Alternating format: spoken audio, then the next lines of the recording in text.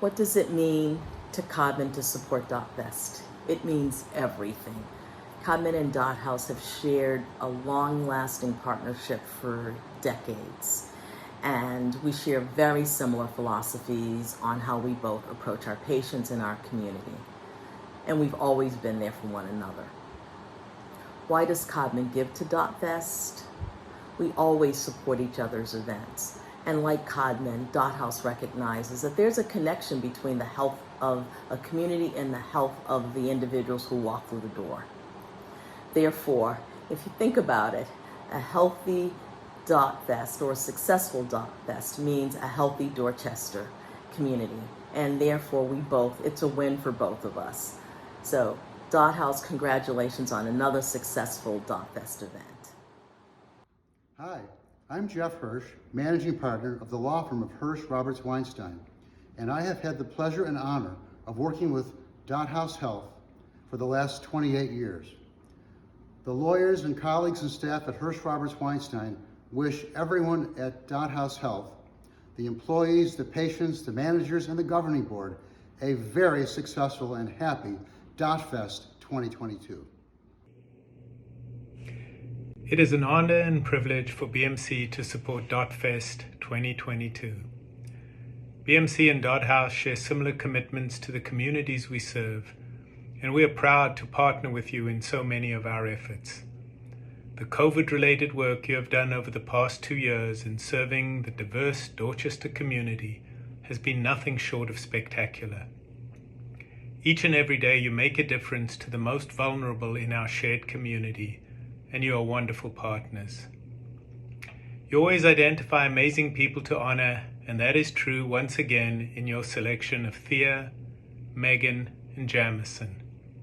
I'll take just a moment to recognize my dear friend Thea James, who has dedicated her entire career to addressing the contributors to healthcare inequity by pushing our thinking and actions upstream, such that, as a society, we help the most vulnerable embark on a better life trajectory.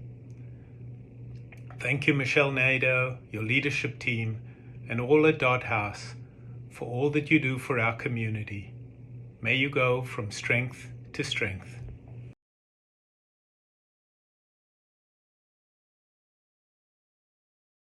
I want to welcome you to this year's DotFest, the annual fundraiser for DotHouse Health. I'm Michelle Nadeau and I'm the CEO. As you can tell, this year's event is virtual. With COVID conditions persisting in our community, in the best interest of everyone's safety, we decided to have this event be virtual. However, we're hoping that conditions improve next year and we can all gather in person for DotFest. Last year's honorees were our amazing and phenomenal staff here at DotHouse Health.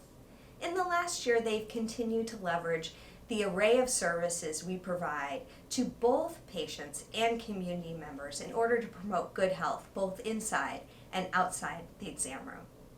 Furthermore, we've continued to integrate both COVID-19 and non-COVID-19 related activities in our practice. We've offered over 8,600 COVID-19 tests and provided 14,500 vaccinations to both patients and community members. In 2021, we provided medical care to over 21,000 patients. That's a 7% increase from 2020 and a 3% increase from 2019. This year's honorees embody the DotHouse Health mission to be an essential resource for the community, to provide affordable and exceptional and accessible care, and to be a leading force for change in our community. Our first honoree is Dr. Thea James, the Vice President of Mission at Boston Medical Center. Throughout her career, Dr. James has worked to understand and address system inequities in order to help build and sustain thriving communities. Currently, Dr. James is leading efforts to understand and change the way we provide care, address disparities, and make course corrections through the hospital's Health Equity Accelerator initiative. Jamison Cloud is our second honoree and one of the leaders of the Dorchester Community Fridge, a grassroots volunteer movement to provide a well-stocked fridge in our community so food is available to all who need it. As longtime hunger prevention advocates and a host of a food pantry ourselves here at the Health Center, we applaud these efforts to promote food security in our neighborhood. Our final honoree is Megan Sonderegger, a community resident and registered nurse. Megan considers it her privilege and mission to work with the strongest and most resilient people on their road to recovery from substance use. We know Megan's work well here at DotHouse, as she's the chair of our governing board. Last year, we raised over $57,000 in support of our COVID-related activities in our testing unit, our vaccination unit, and enhanced efforts at our food pantry in order to promote food security and prevent hunger amongst our patients and community members. This year's proceeds from DotFest will go to our community programs, our teen center, our swimming pool, and our food pantry. I want to thank all our sponsors, donors, and supporters for their partnership in helping to bring these resources that DotHouse can provide to our patients and community members. I also ask that if you are interested in contributing, to please check out our website, www.dotfest.org. Now, without further delay, I want to invite you to watch our 2022 DotFest video where you'll hear from our honorees and staff. And please know that we cannot bring you all of this good work without the partnership of our honorees and the amazing work of our staff who continue to be there for our community when they need us the most. Please enjoy this glimpse into our work. My name is Dr. Thea James. I'm an emergency medicine physician by training. I'm also BMC's Vice President of Mission, Associate Chief Medical Officer, and Associate Director of our Health Equity Accelerator. My primary responsibility is for coordinating and maximizing BMC's relationships and strategic alliances across a wide range of local, regional, and even national organizations that also includes multiple different industries and sectors, but also includes community-based organizations. And the intentionality and goal is for all of these relationships is to enable our patients to reach their full potential and to thrive. My name is Jamison Cloud and I live here in Fields Corner. My professional background is in the arts. I work as a operations manager at a local public arts nonprofit called Now and There, where they work on temporary site-specific artworks throughout the Boston area, focusing on working with artists of color primarily. So that's a new role for me. I moved up here when I was 18 to go to art school, and my transition in terms of career path has been very nonlinear, but I feel like I'm in a space right now where I'm fully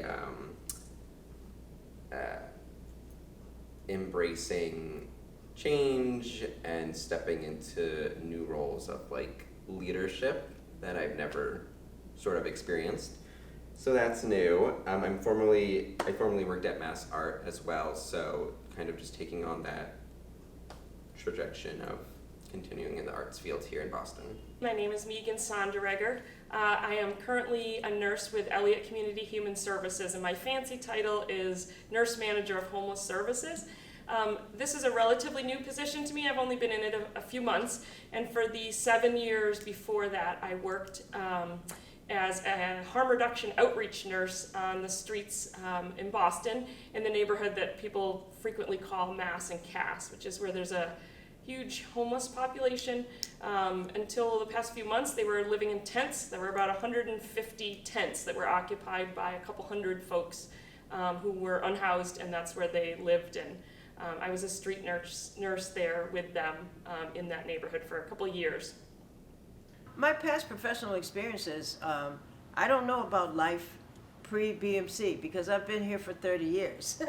So, you know, this has been my professional experience, quite frankly. I mean, I trained here at BMC. I came here as an intern. I did my residency here. Honestly, I feel like I sort of kind of grew up here, and had lots of professional development experiences here, lots of opportunities. Quite frankly, when I came here to interview for residency, it wasn't this beautiful facility that you see here now. It looked like a museum back then. But I will say that it sort of felt right. I didn't come here on my interview day expecting to be affected in the way that I was. And I actually had another program that was my number one, and it was in California. And but when I came here, it felt like I had been engaged to be married and fell in love with somebody else before the wedding. Honestly, I've told many people that. And so, but it was intangible. I couldn't figure out what it was. It just felt right. And in retrospect, it was the best decision I could have ever made. Like, something I've learned from being in the arts field is like you have to be really resourceful. And that was what really like helped propel me and all of the folks who sort of made the community fridge and like a staple in the community a thing, was just being resourceful and working with one another to kind of implement a game plan and just ride the wave of working together. I think that's ultimately how it came to be. I did, community fridges are not something that's a new thing. It's always been a form of mutual aid. But once the pandemic hit and everything was exacerbated, from resources to food to the housing crisis to just receiving medical care, there's just a ton of things on Instagram. I saw a post that somebody in JP was going to start one.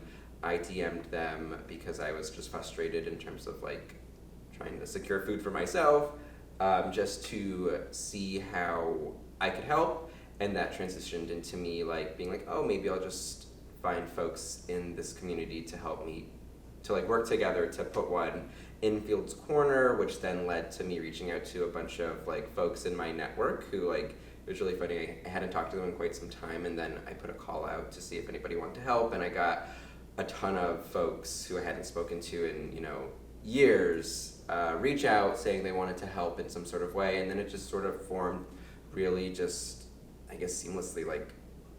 Folks who are also in the arts background jumped into folks who I've never met before, who've lived in the community for 20 plus years, stepped up to help, and it was really just I want to make it a point that the community fridge was not one person.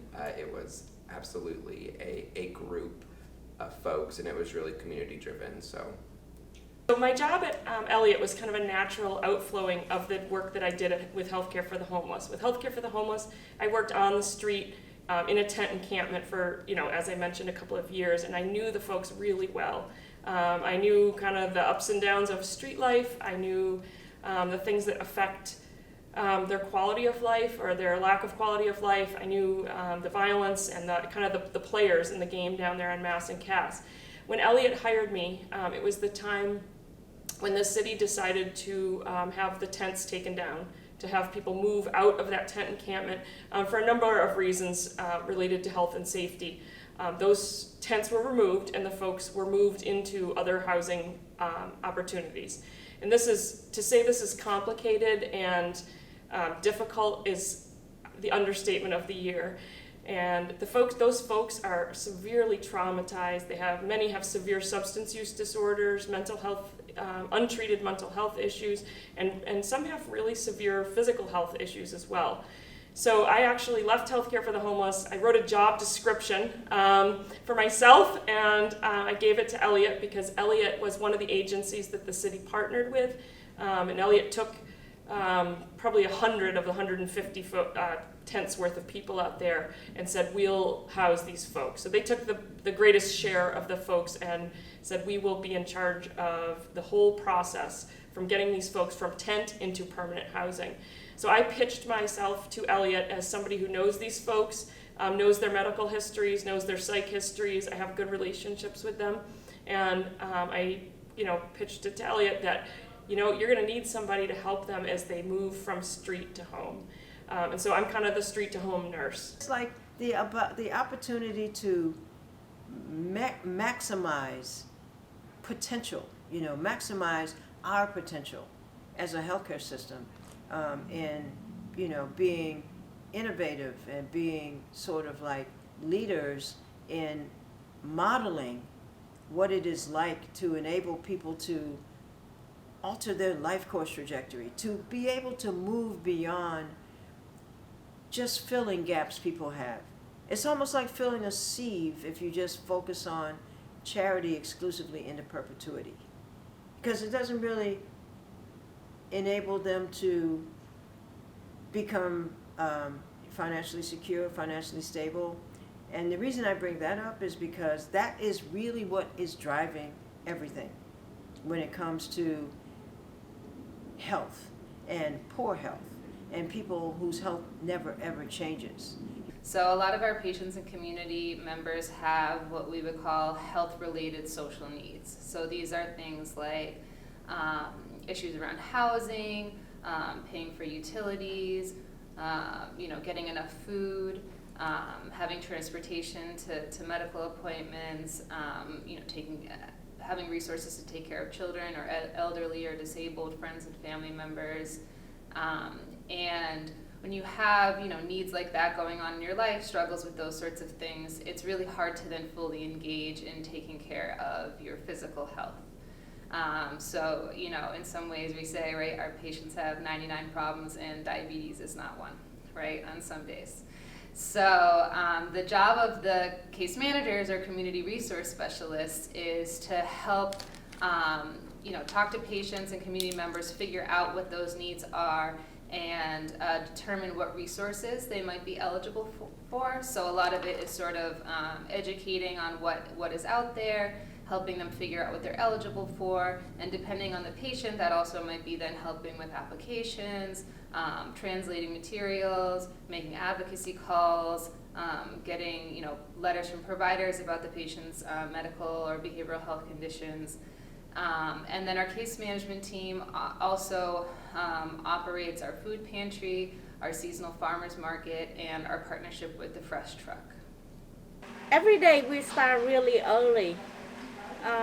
Most volunteers come here around like 7 to 7:30. We set up the station, some bagging the meat, and some of us like ready to put out the bag, like the already make like can bag and all the stuff to give out. So we ready everything by 8 o'clock, and by that time the people working outside already give out the number and everything. Yeah, so sometimes I say I don't want to say all the stories where they went above and beyond because, I want my case managers to, have good, healthy boundaries. But I can tell you, especially during the pandemic, I was hearing a lot about them going and dropping food and other supplies off at people's houses, helping walk patients through logging in every week to the unemployment system and verifying their status. Helping them source things like toilet paper and sanitizer, masks, all these other things that we didn't have, finding really creative ways to get eligibility documentation when it was hard for people to be traveling and coming back and forth. A lot of teaching people how to use their phone and text pictures to other phones and printing them and scanning them and doing all sorts of creative things. So I would say that the cases that our team deals with are very varied. So it can be anything from like a 5-minute, you can go down the street and this place has, you can talk to this person and they'll be able to give you this, or, handing off some diapers and wipes, to like spending months fighting a Social Security denial and helping to navigate that system. That's why we love to come here, and we don't mind to spend time here. That's important. For me, I like to work here because I like to work with people. When I first came here as a refugee, we really poor. We did receive whatever, whoever give us something. So now it's a time to give back. I'm not helping much, but begging something like this, could help other people feel warm, like they have food to eat at home, then it just reminds me how I was when I just came to US. And I'm sure with other people the same way too. One of the greatest things that I have learned working on the street is that it is impossible to do it alone. You really need an excellent team. And when I worked through Healthcare for the Homeless, through the healthcare team at the Engagement Center, we had just the most fantastic team you can imagine. We had providers. Not every physician wants to go into a tent that's heated by a propane contraption that someone has made from stolen parts from Home Depot, and who knows what you're breathing in. But we have providers who are willing to go into those kind of settings and treat patients. We have nurses that are just absolutely the best at what they do, at taking care of homeless people, and taking care of them in a way where they are getting like concierge quality health care on the sidewalk. The advocacy that takes place with the case managers is bar none. I mean, I think that we have to be aware of, we can't afford not to be aware of structural racism. We cannot afford to be unaware of all of the different factors that contribute to a patient's health. We can't afford that.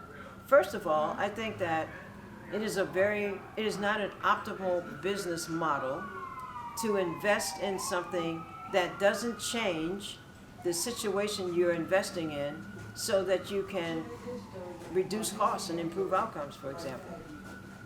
So I think when we first started, I was very clueless in terms of like who to reach out to. I mean, I've lived in Fields Corner for a little over 4 years now, and I've been in Boston for over 10. So I was just not really familiar with like the power players of who lives in the neighborhood, or like who has like the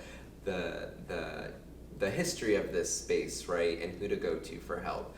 And so I just started to insert myself in a lot of conversations around food equity and food justice and food sovereignty, and just I am a little bit of a side note, but I'm an avid gardener. I have a small community plot around from my apartment in the area, and so I've made a lot of connections there, and have like that led to like meeting the folks and the trustees, to working with folks in local government, from the Office of Food Access, which is now I think the Office of Food Justice, to working with local partners like DotHouse, to Fields Corner Main Street, who's been our kind financial fiscal sponsor, to working with folks, other nonprofits like Break Time, and all sorts of folks throughout the greater Boston area. And it's really just like inserting ourselves in conversations and like really making a focus on like the power of community and just community care and need. I think it's really different when folks who are like me and folks that like need the resources are actually like in those conversations and asking for what they need rather than folks speaking for them. So that's been really helpful in terms of like getting an access point to getting the resources for folks. And during the pandemic, a lot of folks were really eager to help, so that also was a benefit to the movement. Is that we provide to the community in adult med. Vaccinations is a lot of what we do. We do a lot of teaching. Nursing in general, 80% of what we do is teaching and educating the patient. So we want them to be their best advocate for themselves. So we're trying to teach them to, how to do the blood pressure, blood glucose monitor, and really be in control of their own health. So that's a big part of what we do. We also do wound care, diabetic teaching, hypertension teaching, and really just listening to what they want, what they need. At DotHouse here, I feel like the elderly population, especially the folks who are non-English speaking and the migrant community, they really rely on the services that we provide for them. So things like the WIC program that we have here, our case management team who really helps with patient, other resources like transportation and housing, and even just like having staff kind of just help our elderly patients get around the building. I think it's really nice and valuable. I love this population. It's very diverse, and we use interpreters all the time, and that has been actually a very learning curve for me, to be able to incorporate that with people, just to get the communications to the patient in the most correct form. And I just feel like this is a really good community, like right down from interpreters and maintenance people and our medical assistants. It just seems like everyone wants the best for the patients coming in. And so it's a good feel. And I have many choices as a nurse. I just feel like this is where I belong right now. So I'm very happy here. DotHouse is a very special place for me. I have been in this community basically my whole life. I used to go to daycare here, and I've been fortunate enough to work at other health centers and hospitals in the Boston area. But I definitely find that DotHouse is my favorite. It's a very community feeling, and we do provide a lot of services to our patients, and everything we do really does help them. So it's been a privilege to be able to serve the community that I grew up in, honestly. I think our board is so dynamic because we have people not only from all walks of life in terms of diversity, but also within careers, involvement in nonprofits, involvement in community-based programs that are dealing with our most vulnerable populations. And so our board brings in people from all sectors, from nonprofit, for-profit, healthcare, attorneys, and people who are really focused on kind of everything. And so we bring an interesting perspective into the boardroom. I think oftentimes when people think of healthcare boards, they think of healthcare professionals. But we bring in a perspective from all different walks of life that really helps to advise policy here at DotHouse. This opportunity to serve as Crossroads Project Director has been really inspiring to me as a lifelong Dorchester resident and student and parent of a Dorchester Boston Public Schools student. It's been really awesome to be at the collaborative and really making sure that these 8 organizations are paving a future for our residents and especially for youth and families in the area. So in the past 6 months, we've really taken off the project of the Fields Corner Crossroads Collaborative. It's been a really great opportunity to do so many community events. One was the Harvest Fest at Town Field. Another one was the Winter Express at Town Field. We did that in collaboration with the City of Boston, Fields Court on Main Street, the Boston Public Library, and a lot of other organizations like the Dorchester Community Fridge. That was a really awesome opportunity to meet a lot of Fields Corner residents and hear the voice of what residents in the community mean, which inspired our next event, which was the Fields Corner Crossroads Collaborative Readathon. So we offered a readathon on World Book Day, and we gave away about 1,000 books for community members and their children. For me, I'm just happy that here at DotHouse, we're committed to diversity, equity, inclusion, and healthcare equity. Over the past year, we've been working with both local and federal leaders in the healthcare space to make sure that DotHouse is reaching its objectives. We've been very successful at showing the general public as well as these organizations what DotHouse is all about, and I think we've done a really good job at proving that DotHouse is an organization that is so dynamic and just full of love. I think one of the things that we enjoy is that our community here just enjoys that the staff here at DotHouse is so committed to them. It's so committed to their families, and it's so committed to making sure that all of those around them know that DotHouse is a place that can provide a good service to them. And so we've been committed to making sure that we're meeting exceptional standards, and that when we're not meeting those standards, that we are having conversations on how to address those standards immediately, making sure that the leadership who's doing an amazing job continues to do an amazing job to make sure that our patients have the best service. I really want Dorchester Health staff to know that it's been really awesome to work here. It's been such an inspiration to see the community members and their engagement with the health center and with health center employees and their community, the importance of community in the health center. I love seeing the diversity and how everybody is committed to diversity, inclusion, and equity at the health center. It's really important to see, especially in an area like Fields Corner where it's so diverse and there's so many different populations and socioeconomic statuses being served here. It's super important to have accessible pool resources to our DotHouse members in our community because of the obvious. First off, learning how to swim is a life skill. You should learn how to swim before you learn how to ride a bike.